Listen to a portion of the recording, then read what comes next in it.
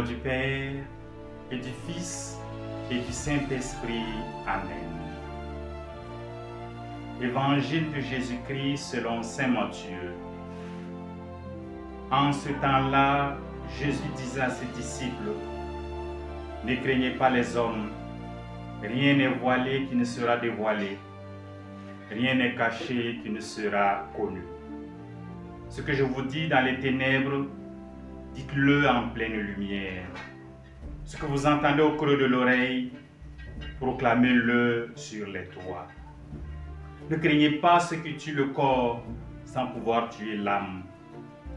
Craignez plutôt celui qui peut faire périr dans la géhenne l'âme aussi bien que le corps.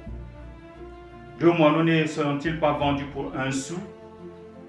Or, pas un seul ne tombe à terre sans que votre Père le veuille. Quant à vous, même les cheveux de vos têtes sont comptés. Soyez donc sans crainte. Vous valez bien plus qu'une multitude de moineaux. Quiconque se déclarera pour moi devant les hommes, moi aussi je me déclarerai pour lui devant mon Père qui est aux cieux. Mais celui qui me réunira devant les hommes, moi aussi je le réunirai devant mon Père qui est aux cieux. Acclamons la parole de Dieu. Bien-aimés de Dieu, paix et joie dans vos cœurs. Si on faisait un grand marché aujourd'hui sur la place de l'église pour que nous venions vendre nos peurs, je parie qu'il y aura plein de stands. Le stand de vente de la peur du lendemain, le stand de vente de la peur de la maladie, le stand de vente de tout ce que vous imaginez.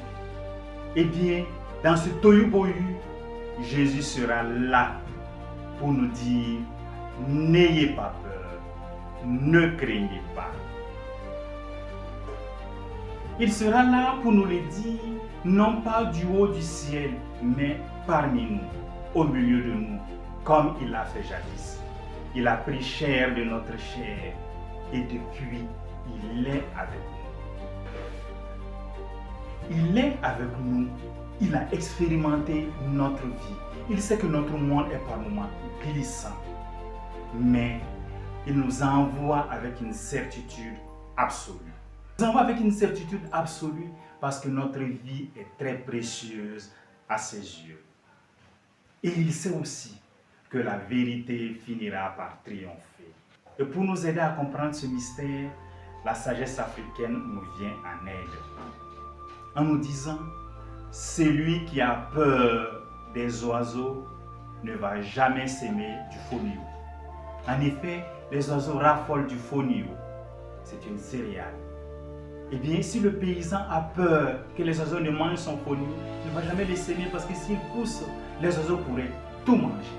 De la même manière, nos ancêtres disent que le baobab ne craint pas les grands vents. Pourquoi? Parce que le baobab a les racines profondément ancrées dans le sol.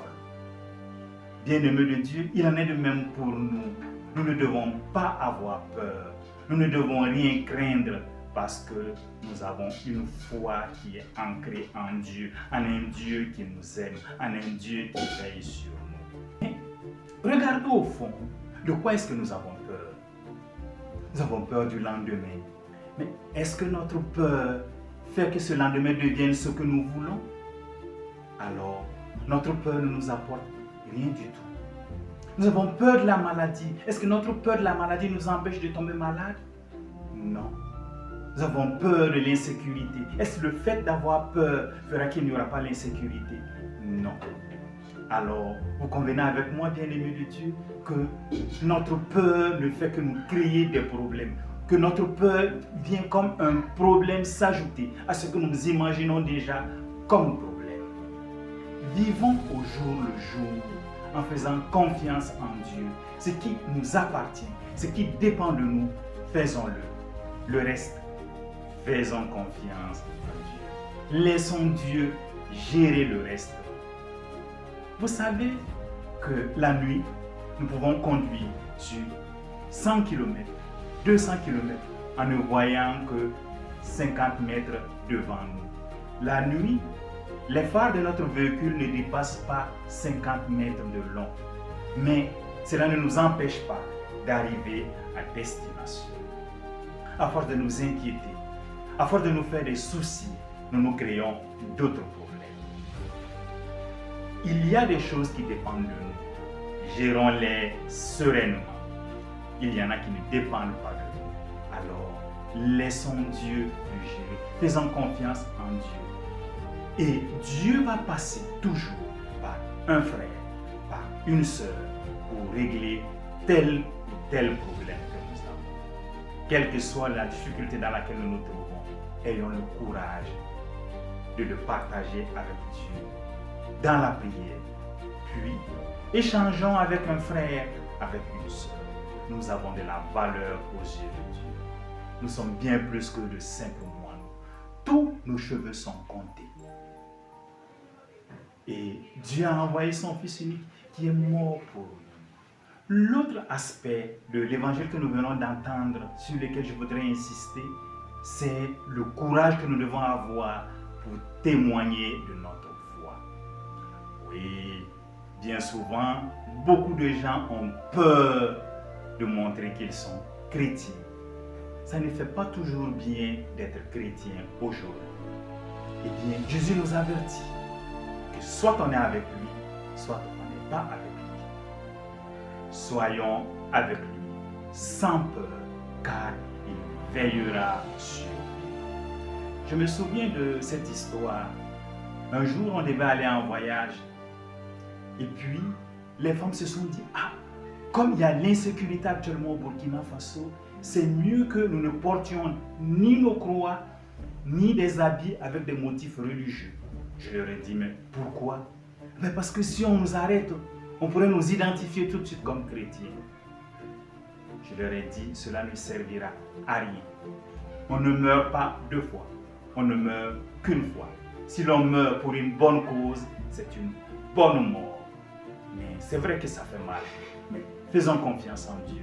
Si c'est notre dernier jour, ce sera le cas. Si ce n'est pas notre dernier jour, nous pouvons tomber sur tous les djihadistes que vous voulez, mais nous en sortirons. Que Dieu nous donne cette chance-là. Oui, bien-aimés de Dieu, ayons le courage de témoigner de notre foi partout. Pas en dérangeant les autres, mais en vivant de l'amour et en montrant que nous vivons de l'amour parce que nous sommes chrétiens.